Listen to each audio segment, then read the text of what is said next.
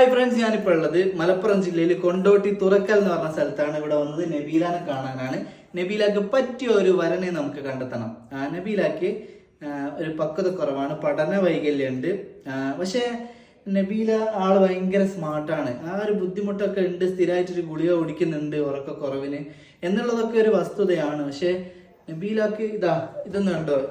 നിങ്ങൾ ഇതൊക്കെ നബീലാക്ക് കിട്ടിയ പ്രൈസുകളാണ്.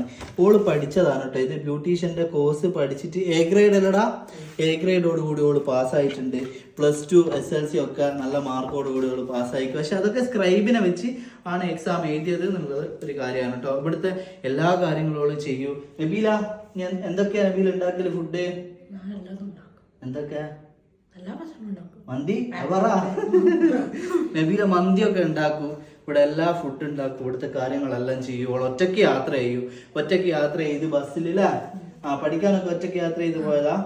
അതൊക്കെ ഓള് ചെയ്യും. പക്ഷെ അവൾക്ക് ചെറിയൊരു ബുദ്ധിമുട്ടുണ്ട്. അപ്പൊ അത് മനസ്സിലാക്കി ഓൾ അക്സെപ്റ്റ് ചെയ്യാൻ പറ്റുന്ന ഒരാളെയാണ് നമുക്ക് കണ്ടെത്തേണ്ടത്. തീർച്ചയായിട്ടും നിങ്ങൾ മുമ്പോട്ട് വരിക.